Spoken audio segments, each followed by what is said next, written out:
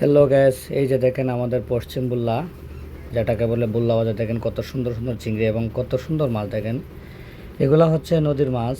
আর আজকে আপনাদের সামনে তুলে ধরলাম আমার বুল্লা বাজারে কিছু ঐতিহ্যবাহী জিনিস। দেখেন চিংড়ি মাছ।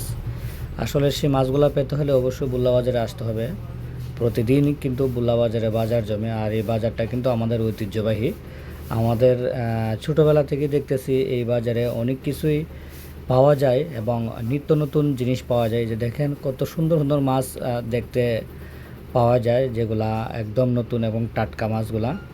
সেই মাছগুলা খেতেও কিন্তু অনেক সুস্বাদু। আর এটা হচ্ছে আমাদের বুল্লা বাজারের যে শুটকি হাটা এবং ওই যে দেখেন শীতল, আমাদের একটি জনপ্রিয় একটি খাবার, যেটা দিয়ে আমরা অনেকেই বলে আমরা 1 মাস 1.5 মাস ধরে খাইতে পারি না, কিন্তু তারা কিন্তু দেখেন শীতল নিয়ে তারা পেট ভরে খাইতে পারে। দেখেন ওনার দোকানে কিন্তু আসলে অনেক সুন্দর শীতল শীতল পাওয়া যায় এবং অনেক ভালো মানের শীতল পাওয়া যায়। আমি জানি, অনেক সময় আমি নিজেও সেখান থেকে নিয়ে যাই। আর দেখেন খুব টাটকা কলমি শাক। সেই কলমি শাকগুলা কিন্তু খেতে অনেক সুস্বাদু, আমরা নিজেরাও নিয়েছিলাম। আর এই শাকগুলা কিন্তু খেতে অনেক স্বাদ হয়। আর এই যে দেখেন একটা সবজি বাজার, আমার এই ছোট্ট ভাইয়ের দোকানটা আপনাদেরকে তুলে ধরলাম। অনেক সুন্দর সুন্দর সবজি পাওয়া যায় তার কাছে। আর সবজিগুলো কিন্তু সবই টাটকা হয়। টাটকা জিনিস বুল্লা বাজারে আসবেন আর এইগুলা খাবেন না। এই যে দেখেন কাঁঠালের বাজার।